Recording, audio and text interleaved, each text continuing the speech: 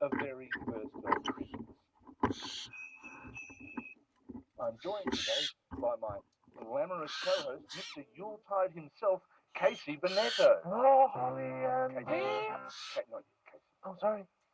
We also have a cast of thousands and Jonathan Green, who insisted he be in the Panto because he wouldn't let us do it otherwise. Mr. Green will be playing the Widow Twankey. It'll all be getting underway shortly. We just need to make sure we have everything in place. Are you ready, Mr. Bonetto? Yes, Mr. On the Moon. Do we have the baby Jesus? Check. The Christmas bells. Check. Christmas elves. Check. Bing Crosby. It's beginning to look a lot like Christmas. Check. Christmas cheer. Well, actually, 2016 has been a bit of a bastard, really. Oh, that's the spirit. And of course, it wouldn't be a very first dog Christmas without Mr. Colvin. Are you there, Mark? Hello! I'm Mark Colvin. It sounds like we're ready to go. Now, we were going to broadcast this year's Panto from Hamer Hall with the Melbourne Symphony Orchestra and the Bureau of Meteorology Dancers, but due to budget restrictions and a formal complaint from Malcolm Roberts, we're coming to you live from a wheelie bin in the ABC car park here at Southbank. But it is one of the big wheelie bins. One of the senior managers of Radio National has kindly made their car parking space available, so thanks for that. I'll make sure Mr. Green leaves the $4.50 on your desk. So stay tuned, Australia. Our seasonal hijinks will be getting underway shortly.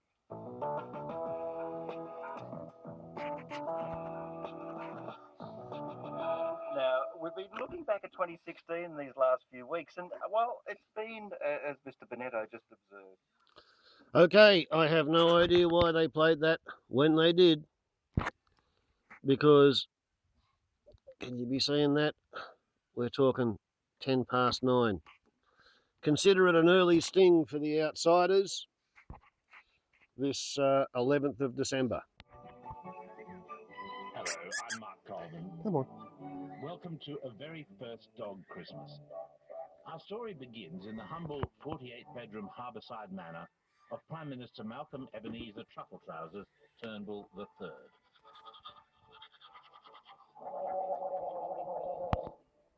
Oh, what a day.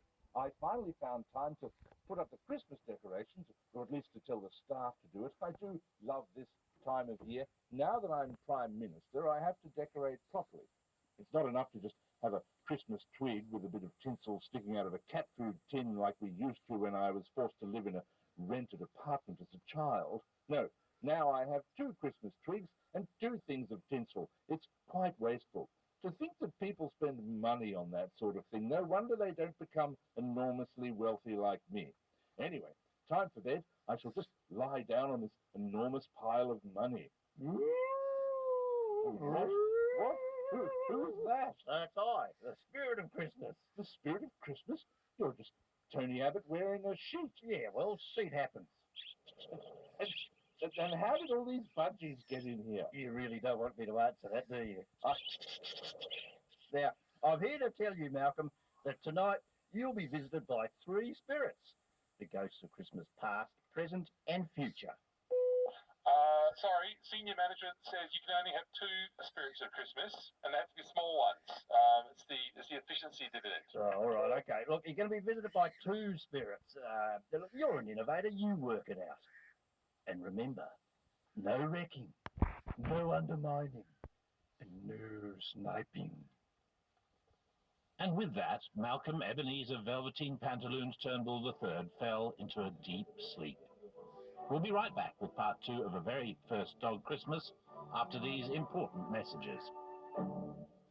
From the founder of Apple to comedian Andy Samberg. I think we are being regaled with curious, humorous offerings before the outsiders commence. Anyway, Mr. Whitetail seemed to enjoy it. Time now for Outsiders. I'm Barry Cassidy, and you're not. Yes, every morning for 5 years, Barry has crawled himself up the stairs from the studio below to say that and slink off again. He's dedicated to his craft. This morning, your Outsiders are Sabine Wolf, commentator, Toby Ralph, marketing strategist, Sophie Black, co-head of programming at the Wheeler This is Centre starting and 10 Steve minutes Davis, early. Professor in the School of Economics, Finance and Marketing at RMIT. Hi, everybody. Good morning. Hello. Hi. Such a sad day. Do you think? Yes, yes. You're looking very happy, but you're clearly in denial, I reckon. Yes, denial. Look, I wanted to talk first about the year that was, in the course of which this flew prominently. I say, and it's fairly standard because I believe it strongly, the American dream is dead, but I'm going to make it bigger and stronger and better than ever before, right? Have you ever, Tony Ralph, in your experience of political management and arrangement, seen anything like the presidential election this year? It was fairly extraordinary, wasn't it? What a thing. You know, the thing that interested me most was actually the Google search data during this election. There was only one state, which is New Hampshire, in which Donald Trump policies outranked Melania Trump nude.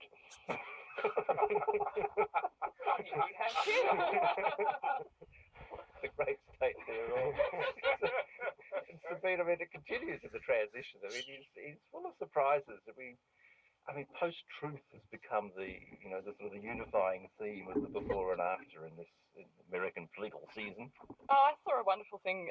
It was Donald J. Trump, his book, with a foreword, a new foreword by Donald J. Trump, which I just think is remarkably wonderful. Just, you know, we are post-truth, but it's a Trump truth that we're living in, and it's going to be a great truth. It's going to be huge. It is the best truth. You're going to get so sick of this truth. You're going to get so sick of this truth, but we are going to truth so hard. Is it going to be good for us, Sinclair? I mean, people are beginning to see the positives, perhaps. I think if you enjoy, if you enjoy a bit of bread and circus and excitement and change, and just having absolutely no idea what's going to happen next, it'll be fantastic. But the trouble, isn't the trouble, Sophie, though, that it matters? Well, yes.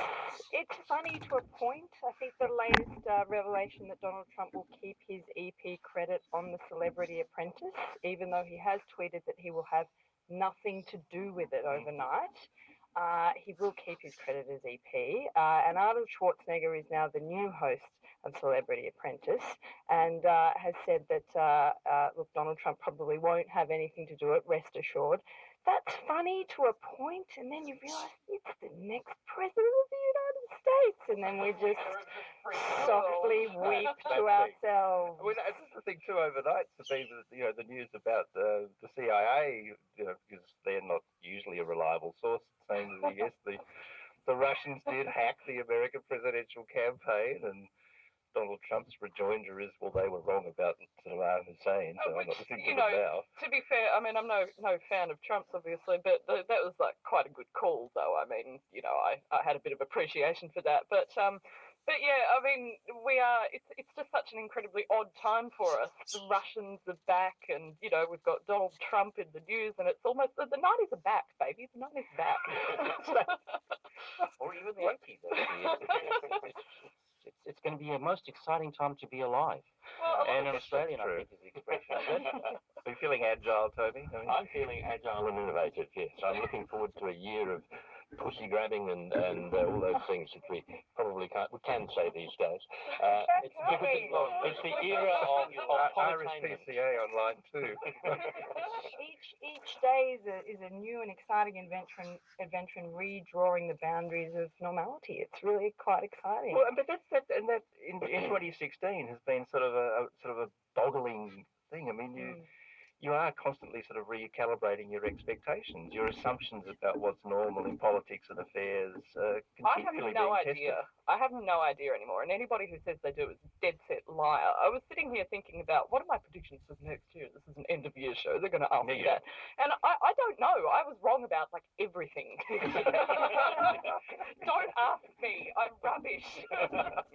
Let's have a little think about domestic matters. Now, we had an election this year in which, well, some slogans were more prominent than others.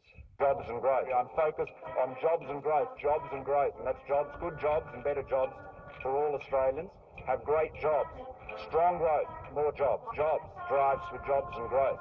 driving the jobs and growth. The grow and growth is driving jobs and growth or jobs. You'll notice he doesn't talk about jobs. He doesn't talk about growth. He's going to undermine economic growth and undermine jobs into economic growth. Give it a little bit of a beat there by Guardian Australia from whom we stole that audio. But Toby, how did that election feel to you? It was a very long campaign for one It was thing. a long campaign. It was a good promise, of course, except he didn't manage to actually get jobs or growth. But apart from that, it was a long and fairly tedious campaign, and yet more heroically boring than the previous one. I mean, jobs and growth, Sinclair. I mean, that's, as we look at the economy now, that's looking a bit awkward. It is a bit embarrassing, and even more embarrassing is going to be the mid-year economic forecast that comes out next week or so. And I think we're going to find that growth isn't looking good at all. We'll find debts and deficits have gone up or under, depending on how you want to count these things, under the current coalition government. And they might want to talk about other things, I think, fairly quickly. What might they anything. be? Well, like what's the anything would be good at this point. But this seems to be the thing of politics too. It is this act of constant distraction at the moment, rather than anything. It was concrete. something that Rudd really took to an art form, but John Howard, I think, the ultimate responsibility lies with him, as it does with so many things. This idea that, the media cycle moves so quickly, so therefore we'll just throw out another announcement, or we'll have another line, jobs and growth, and, more jobs and growth, et cetera, et cetera. But somewhere along the way, we forgot that we actually had to deliver those things. But I think the electorate are wise to that now. They are. And, you look at something like Trump, and you look at all of the other things that have happened around the world, these things that we didn't expect. That is very much the electorate saying, hang on a second, this is rubbish. I'm going to go for the crazy wacky thing. But what will be interesting will be whether or not the public will then continue to pay attention around whether promises are kept or people are held to account in this so-called post-truth world. I think the talk around Josh Frydenberg floating a possible looking into a possible emissions trading scheme this week, and then watching the party as they tear themselves apart, and then Josh just baldly denying that he ever said anything. There's an interesting pattern across the world around with politicians sort of denying that they ever said the thing that they said, and the public kind of turning off around that. That for the public, Toby, is tricky too, because I mean that it creates that growing distance between us and politicians that we elect. There's been a huge distancing. I mean, society is changing faster than politicians, obviously, in the political system, and we're seeing it tear apart at this stage. I think that will continue. I think in the Queensland election, for example, next year we'll see Hanson pick up a lot of seats, which is just an extension of what's happening across the world in France and Germany and America and everywhere else. We're looking for an option. Everyone's telling us to all get stuffed if we're in the media or involved in politics. On that happy note, exciting news is that our Outsiders will continue after a bit of Panto. We're having a two-segment Outsiders this morning. Sabine Wolf, Toby Ralph, Sophie Black, and Sinclair Davison. See, we added one just to add to the heft. It's 20. Okay, I'm going to stop this and start a new movie.